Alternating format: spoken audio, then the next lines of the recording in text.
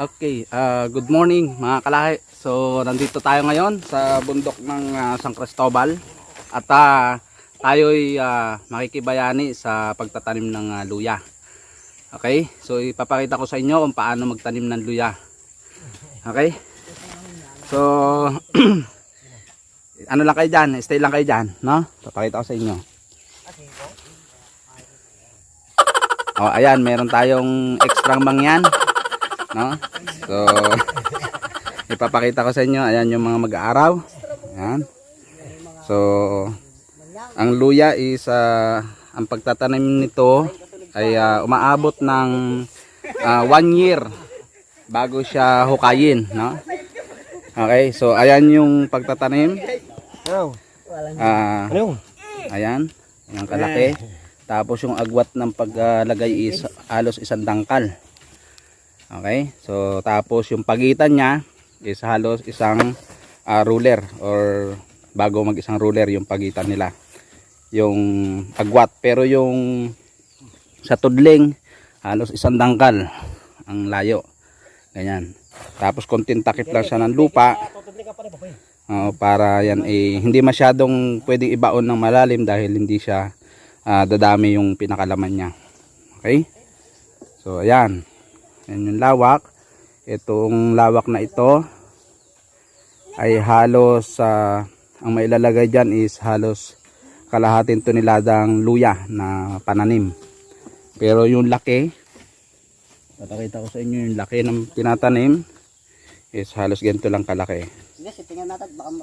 Okay, tapos after 1 year, no, pag hinuka yan, lalo pag magandang lupa at saka yung magandang pagkaano niyan, halos mahigit 1 kilo ang nahuhukay sa ganito lang kalaking pananim.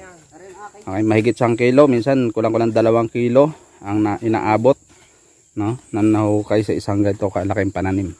So ayan, pag natakpan niya ng konting lupa kagaya nito, ayan, okay, so ang takip niyan is ganun lang kakonti, no. Hindi siya pwedeng apakan para hindi siya madikdik sa ilalim. Okay? And then tatakpan lang yan mamaya ng tinatawag na kayakas or itong dahon ng niyog. Ayan, naka-prepare na rin yan. So tatakpan lang yan para hindi agad tubuan ng damo yung taniman. Okay? So yung ganyang kalawak, so halos wala pa itong kalahating hektarya yung ganyan, yung taniman na ito. Pero estimated niyan kung sakali aani yan ng almost 6 to 7 tons ng luya. So ganyang kalaki ang kitaan ngayon sa luya. Dati hindi masyadong pinapansin yung luya dito. Okay, pero itong mga nagdaang buwan or itong year na to, halos naging maganda ang lakaran ng luya dito. So ang luya dito kumikilo ang 1 kilo is pumapatak minsan ng 150 ang 1 kilo ang kuhanan. Pero dahil may mga buyer pa, so lakaran dito is halos 80 pesos per kilo. Pero pagdating sa Maynila, 1 piraso napakamahal na. Okay, so maraming product ngayon ang ginagawa galing sa luya, kaya medyo yung luya nagiging maganda yung ano ngayon, lakaran. Okay, so mamaya didiscuss ko rin sa inyo yung kung magkano yung inaabot ng puhunan. Ayan, meron tayong extra bata. Wag mong ano lang yung camera. Okay, i-discuss ko sa inyo mamaya kung magkano yung inaabot ng puhunan dito sa pagtatanim ng luya. Okay, so stay tuned lang at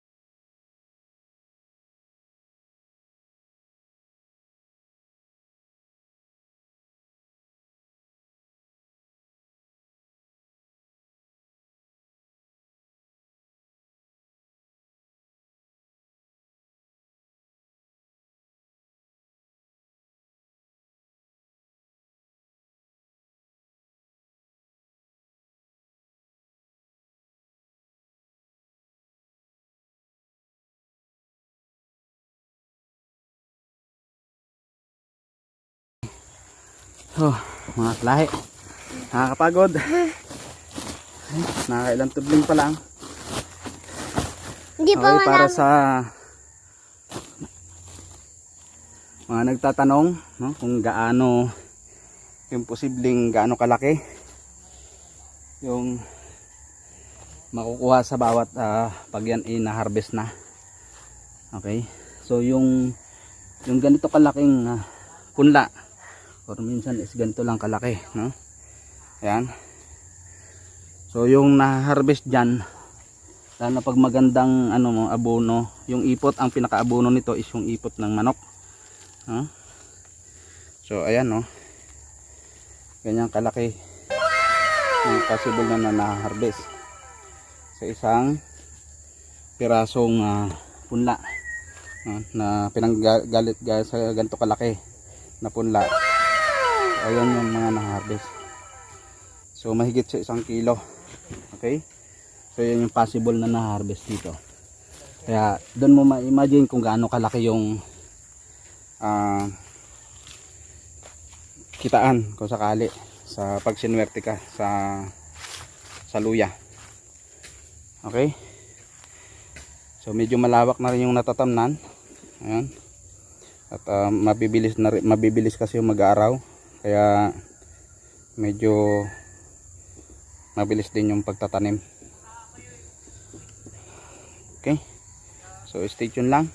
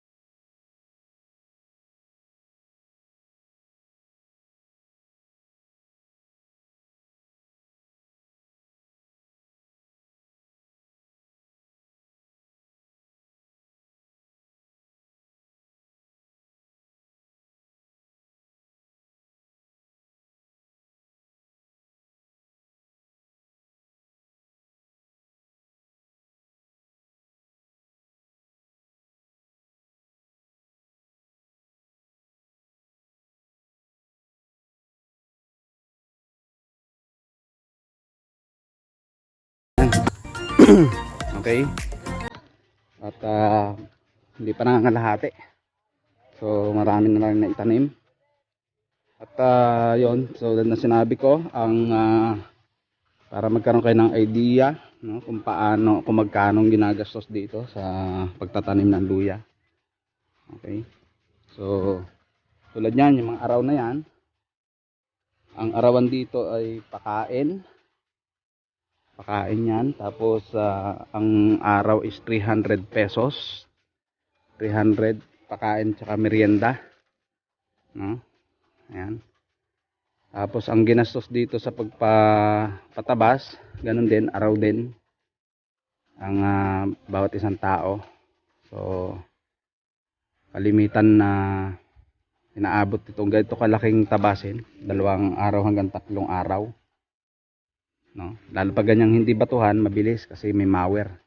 Gasolina lang gagastusin mo plus yung tao. Pagka ang araw dito, pagka ang ginamit ng tao sa pagtatabas ay mower, so 500 per day, no? Sa iyo ang gasolina. Okay, ang araro, gagastos ka sa ganito kalawak, no, ng pag-aararo ng almost 1.5. Tapos ang nilalagay dito is yung na pinaka fertilizer is yung tawag dito ipot ng manok, no? Para organic din ang ano niya. Okay? So 50 pesos ang per sako ang bili dito. Ito ganito kalawak, ang mailalagay dito na ipot ng manok ay 20 to 30 na sako. Up to 30 sacks. Yan, para maganda-ganda yung ano, yung kumbaga mataba talaga yung lupa. Para maganda rin yung paglaki ng laman ng luya. Tapos yung pagkakawit ng palapa ng niyog, ganun din, araw din, no? So yung ganyang kalawak, no, gagastos yan ng halos 10,000 to 15,000. Ganun lang yun. Kasi pati sa pakain, yan, no, ng tao. Pero after 1 year, okay? So yun nga, yun yung pinaka pag-harvest niyan is 1 year. So after 1 year, yun na yung pinaka ano niyan. Kaya yung may palapa ng niyog, no? Yan kasi is para hindi agad makasibol yung mga damo. Okay?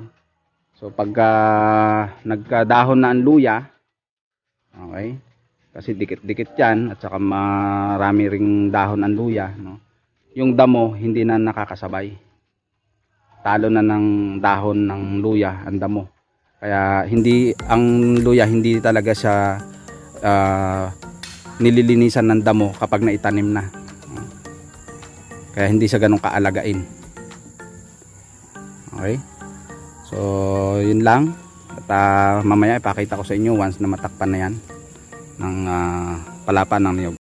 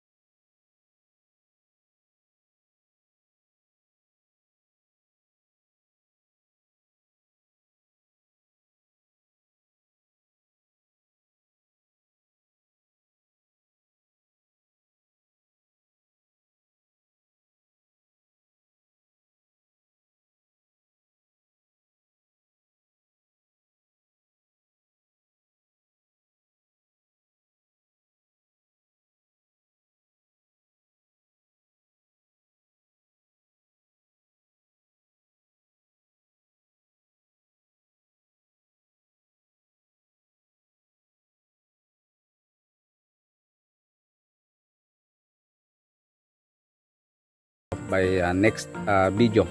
Okay, thank you very much and God bless.